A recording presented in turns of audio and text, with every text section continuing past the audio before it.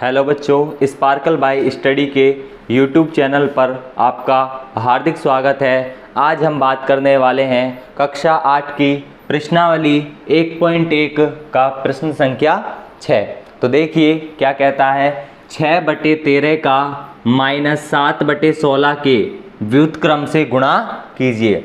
व्युत्क्रम का मतलब क्या होता है? उल्टा होता है। क्या होता है? उल्टा। तो 6/13 को आपको किससे गुणा करना है? -7/16 को उल्टा कर देना है, यानी कि 16/-7 कर देना है और फिर इसको क्या कर देना है? 6/13 से गुणा कर देना है। तो मैं लिखता हूँ, देखिए 6/13 गुणा -7/16। ठीक है, तो इसका उल्टा करेंगे तो क्या आएगा? 16/-7 आएगा। ठीक है, तो मैं लिख देता हूँ 16/-7। तो मैंने लिख दिया 16/-7। अब आप देखिए, आपने देखा था परिमेय संख्याओं का गुणा कैसे करते हैं। जो हमारे फर्स्ट लेक्चर था उसमें हमने बताया था कि आपको कुछ नहीं करना है, 6 का गुणा किससे करना है? 16 से करना है। तो 16 छिक्की कितने होते हैं? 96 होते हैं। ठीक है, 96 होते हैं। तो हम यहाँ पर लिख देते हैं 96। ठीक है, बटे। ठीक है, 13 का गुणा किससे करना है? 7 से करना है। तो 13 सत्ते कितने होते हैं? 91। माइनस का चिन्ह लगा हुआ है, इसलिए हम यहाँ पर क्या लगा देंगे? माइनस का चिन्ह लगा देंगे और यहाँ पर क्या लिख देंगे? 91 लिख देंगे। अब आप इसको कैसे लिख सकते हैं? इसको ऐसे भी लिख सकते हैं कि -96 ऊपर आ जाएगा और बटे में क्या आ गया? 91 आ गया। ठीक है, या फिर आप इस वाले माइनस वाले चिन्ह को बीच में लिख सकते हैं और मैं यहाँ पर क्या लिख सकता हूँ? 96/91 भी लिख सकता हूँ। ठीक है, आप इस सवाल को ऐसे लिख सकते हैं। तो अब हम देखेंगे प्रश्न संख्या 7। तो देखिए क्या कह रहा है, बताइए कौन से गुणधर्म की सहायता से आप 1/3 गुणा 6 गुणा 4/3 को कोष्टक 1/3 गुणा 6 कोष्टक बंद गुणा 4/3 के रूप में अभिकलन करते हैं। तो देखिए बच्चों, हमने लेक्चर नंबर 2 में देखा था कि परिमेय संख्याओं के गुणधर्म देखे थे, क्रम विनिमय, सहचार्य और वितरकता या वितरण का नियम और गुणात्मक तत्समक और योज्य तत्समक के बारे में देखा था। ठीक है, तो उसमें जो नियम था एक सहचार्य था। ठीक है, जैसे मैं इसको लिख देता हूँ, उसमें था जो सहचार्य का नियम था वो था A गुणा B गुणा C। तो उसमें B और C किस में था? कोष्टक में था। और जब दोबारा लिखते हैं ऐसे ही तो क्या आएगा? A गुणा B गुणा C। तो A और B को किस में बंद करते थे? कोष्टक में बंद करते थे। ठीक है, तो यहाँ पर A का मान 1/3 है, B का मान 6 है, C का मान 4/3 है। ठीक है, और आप यहाँ पर देख सकते हैं कि B और C किस में बंद है? कोष्टक में। और आप यहाँ पर देख सकते हैं A और B किस में बंद है? कोष्टक में बंद है। तो हम यहाँ पर आसानी से लिख सकते हैं कि यहाँ पर कौन सा गुणधर्म लग रहा है? सहचार्यता वाला गुणधर्म लग रहा है। तो आप यहाँ पर लिख दीजिए सहचार्यता गुणधर्म। सहचार्यता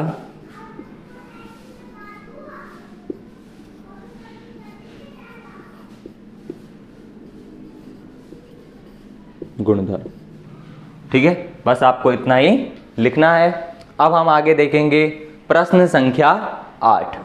क्या -1 सही 1/8 का गुणनात्मक प्रतिलोम 8/9 है? क्यों अथवा क्यों नहीं? तो देखिए, -1 सही 1/8 का हम करते हैं। एक बार हमने पहले ये देख लेते हैं गुणात्मक प्रतिलोम होता क्या है। ठीक है, गुणात्मक प्रतिलोम आपको एक संख्या देगा। ठीक है, और आपको उस संख्या को एक ऐसी संख्या से गुणा करना है कि उत्तर क्या आ जाए आपका? उसको हल करने पे उत्तर 1 आ जाए। ठीक है, तो जिस संख्या से हमने उसको गुणा किया है वो ही संख्या क्या कहलाएगी? गुणात्मक प्रतिलोम कहलाएगी। तो ये तो हमसे क्वेश्चन पूछ रहा है कि -1 सही 1/8 का गुणात्मक प्रतिलोम 8/9 है या नहीं। ठीक है, तो -1 सही 1/8 को सबसे पहले जो हम किस में बदल लेते हैं? मिश्र भिन्न में दिया हुआ है, इसको किस बदल लेते हैं? सरल भिन्न में कन्वर्ट कर लेते हैं। ठीक है, और कन्वर्ट करने के बाद फिर हम इसको 8/9 से क्या करेंगे? गुणा करेंगे। तो देखिए, ये माइनस इसको बाद में लगाएंगे। ठीक है, ये माइनस इसको ऐसे ठीक है ऐसे लगा रहने देते हैं और इसको थोड़ा कोष्टक में बंद कर देते हैं। ठीक है, अब करिए, 8 का गुणा आप 1 से करोगे, क्या आएगा? 8 आएगा। ठीक है, मुझे बताइए 8 में ऊपर वाली संख्या को क्या करते हैं? जोड़ते हैं, तो क्या आता है? 9 आता है। ठीक है, तो हमारी जो सरल भिन्न में कन्वर्ट हो गया वो क्या आ गया? 9/8 आ गया। क्या आ गया? 9/8 आ गया। ठीक है, चिन्ह माइनस का था तो हमने यहाँ पर भी क्या लगा दिया? माइनस का चिन्ह लगा दिया। ठीक है, अब -9/8 को ऐसी संख्या से गुणा करना है कि उत्तर क्या आ जाए? 1 आ जाए। लेकिन हमारे पास तो उसने खुद दिया है कि गुणात्मक प्रतिलोम चेक कीजिए कि 8/9 है या नहीं है। तो हम चेक करते हैं। देखिए, -9/8 को गुणा कर लेते हैं किससे? -9/8 को गुणा कर लेते हैं 8/9 से। तो देखिए 8/9, तो हमने क्या काट दिया? 8 से क्या काट दिया? 8 काट दिया। 9 से क्या काट दिया? 9 काट दिया। ठीक है, 8 से 8 कितनी बार कटा? 1 बार। 9 से -9 कितनी बार कटा? -1 बार। जब आप 1 का गुणा -1 से करोगे तो क्या आएगा? -1 आएगा। लेकिन हमने क्या देखा था? गुणात्मक प्रतिलोम में जब किसी संख्या को ऐसी संख्या से गुणा किया जाता है तो उत्तर क्या आना चाहिए? 1 आना चाहिए। लेकिन यहाँ पर तो क्या आ रहा है? -1 आ रहा है। तो मुझे बताइए क्या ये 1 के बराबर होगा? क्या नहीं होगा? 1 के बराबर ये नहीं होगा, नॉट इक्वल होगा। ठीक है, तो हम कह सकते हैं कि -1 सही 1/8 का गुणात्मक प्रतिलोम 8/9 नहीं है। और हम ये भी लिख देते हैं क्यों नहीं है। ठीक है, तो मैं लिख देता हूं कि -9/8 का गुणात्मक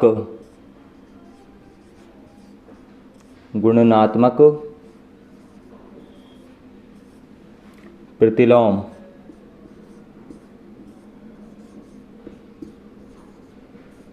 गुणात्मक प्रतिलोम 8/9 नहीं है, क्योंकि -9/8 को 8/9 से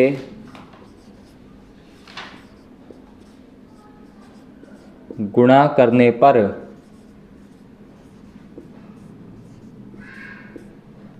-1 आता है, जो कि 1 के बराबर नहीं है। ठीक है, आपको ऐसे करके आना है।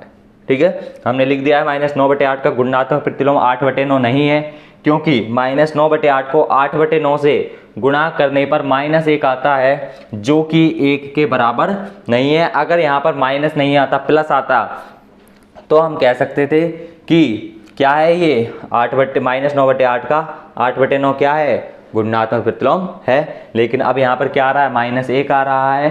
ठीक है, तो हमने यह सवाल कर लिया है। आगे हम सवाल देखेंगे प्रश्न 9। तो क्या है देखते हैं। क्या 3 सही 1/3 का गुणात्मक प्रतिलोम 0.3 है? क्यों अथवा क्यों नहीं? तो पहले वाले सवाल की तरह ही करना है। ठीक है, देखिए मैं लिख देता हूँ 3 सही 1/3 लिख देता हूँ पहले। 3 सही 1/3, और ये किस में है? मिश्र भिन्न में है। किस में बदलेंगे? सरल भिन्न में। तो 3 तिया 9, और 9 और 1 कितने होते हैं? 10 होते हैं। ठीक है, तो यहाँ पर क्या आ गया? 10/3। तो आपको 10/3 को किससे गुणा करना है? ऐसी संख्या से गुणा करना है कि आपका क्या आ जाए? 1 आ जाए। लेकिन यहाँ पर तो क्या है? 0.3 है। तो हम 0.3 को भी क्या कर लेते हैं? एक बार चेंज कर लेते हैं। ठीक है, तो मैंने यहाँ पर क्या लिख दिया? 0.3। और जब आप पॉइंट को हटाते हैं तो बटे में क्या आता है? पॉइंट के बाद कितनी संख्या है? एक संख्या। तो नीचे किसका भाग देते हैं? 10 का भाग देते हैं। तो यहाँ पर क्या आ गया? 3/10 आ गया। यानी कि 10/3 को किससे गुणा करना है? 3/10 से आपको गुणा करना है। तो मैं यहाँ पर लिख देता हूँ 10/3 गुणा 3/10। तो 10 से तो क्या कट गया, 10 कट गया, 3 से क्या कट गया, 3 कट गया। कितनी बार, एक बार कट रहे हैं। एक का गुणा जब 1 से करेंगे तो क्या आएगा, 1 आएगा। ठीक है, क्या आएगा, 1 आएगा। और हमें तो क्या चाहिए, 1 ही तो चाहिए। ठीक है, तो हम क्या कहेंगे भैया कि 3 सही 1/3 का गुणात्मक प्रतिलोम 0.3 है। ठीक है, क्यों अथवा क्यों नहीं, क्योंकि हम जब 10/3 का गुणा किससे करते हैं, 3/10 से या 0.3 से गुणा करते हैं तो क्या आता है, हमारा उत्तर 1 आता है। ठीक है, तो हम ये लिख देंगे एक बार कि 10/3 का गुणनात्मक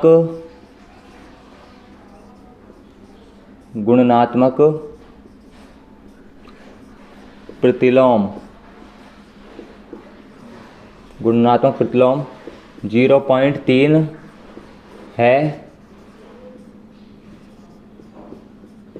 क्योंकि 10/3 को 0.3 या 3/10 से गुणा करने पर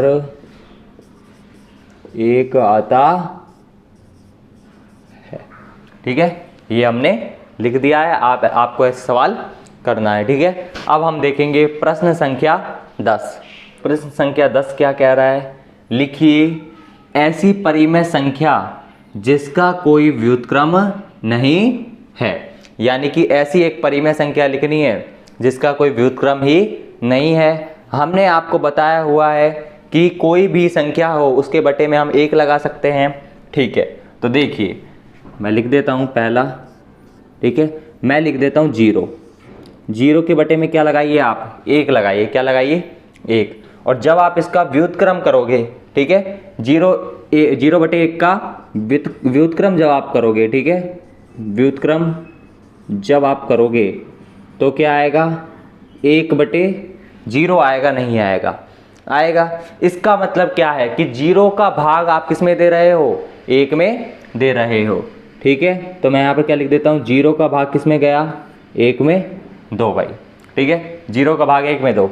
मुझे बताइए यहाँ पर मैं कितना लिखूँ कि यहाँ पर 1 आ जाए। कभी 0 का भाग किसी भी संख्या में नहीं जाता है। ठीक है, 0 का भाग किसी भी संख्या में नहीं जाता है। तो मुझे बताइए क्या यह सही है, क्या नहीं है। ठीक है, यह सही नहीं है। तो यहाँ पर आप क्या लिखोगे, 0 ऐसी परिमेय संख्या है जिसका कोई व्युत्क्रम नहीं है।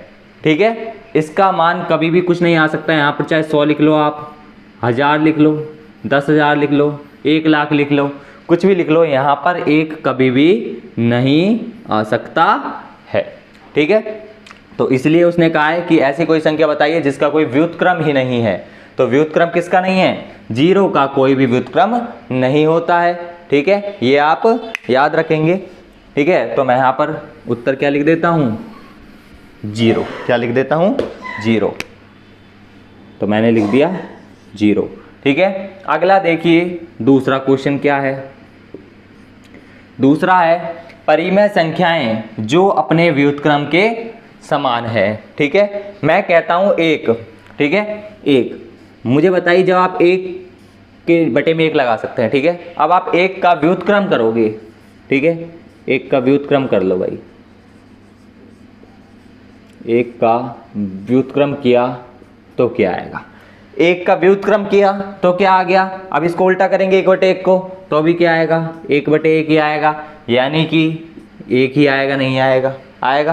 तो 1 का व्युत्क्रम क्या है, 1 ही तो है। ठीक है, और एक और संख्या देखिए, जैसे -1, -1 का व्युत्क्रम, -1 का व्युत्क्रम मैंने बताया था किसी की भी संख्या के बटे में क्या लगा सकते हैं, 1 लगा सकते हैं। जब -1 के बटे में जब हम 1 लगाएंगे और फिर इसका व्युत्क्रम करेंगे तो अब आप इसका उल्टा कीजिए भाई, तो क्या आएगा, 1/-1 आएगा, नहीं आएगा, आएगा। और मैंने आपको बता रखा है कि ऐसी वाली संख्याओं को आप कैसे भी लिख सकते हैं, -1/1 लिख लीजिए या -1/1 बीच में लगा दीजिए, माइनस कैसे भी लिख सकते हैं।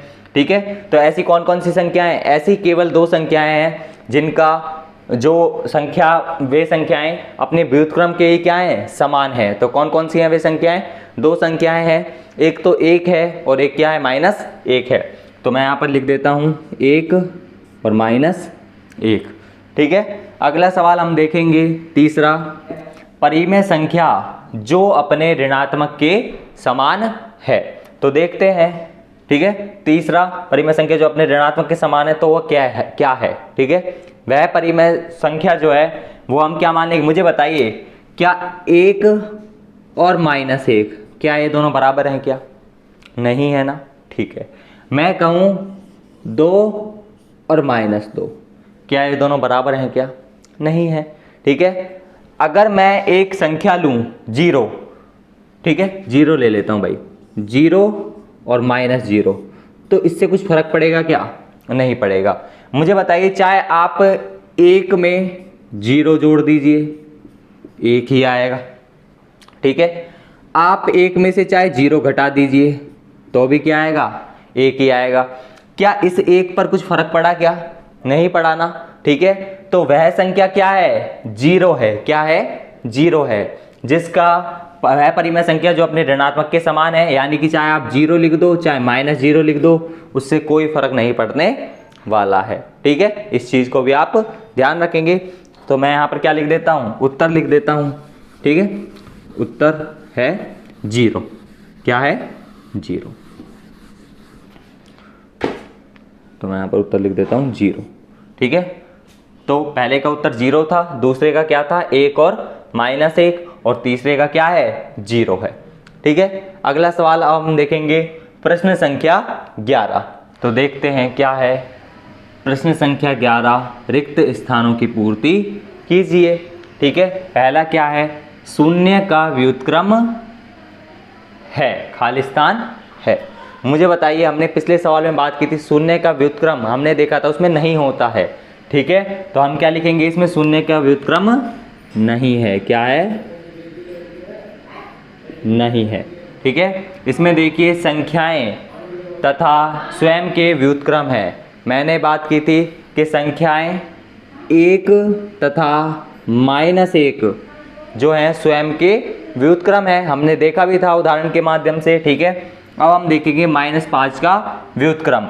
मैंने आपको बता रखा है कि यदि कोई भी संख्या है उसके बटे में 1 लगाइए, और अगर उसका व्युत्क्रम निकालना है तो उसको क्या कर दीजिए, उल्टा कर दीजिए। तो जब इसको उल्टा करेंगे तो क्या आएगा, 1/-5। तो हम यहाँ पर लिख सकते हैं 1/-5 इसका क्या है, व्युत्क्रम है। आगे हम देखेंगे 1/x का व्युत्क्रम। अब यहाँ पर लिखा हुआ है तो इसको उल्टा कर देंगे तो क्या आ जाएगा, x/1, और 1 का भाग किसी भी संख्या में दीजिए, क्या आता है, वही संख्या आती है।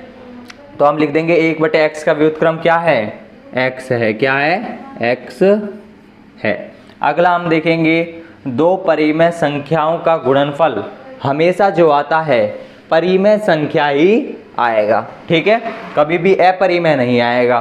ठीक है, तो हम यहाँ पर क्या लिख सकते हैं, परिमेय लिख सकते हैं, परिमेय। ठीक है, अगला सवाल हम देखते हैं क्या है, किसी धनात्मक परिमेय संख्या का व्युत्क्रम क्या होता है, धनात्मक होता है। तो ये आप लिख दोगे, यहाँ पर भी क्या लिख दोगे, धनात्मक लिख दोगे। ठीक है, ठीक है, आज के लिए इतना ही। आगे हम बात करेंगे प्रश्नावली 1.2 के बारे में। धन्यवाद।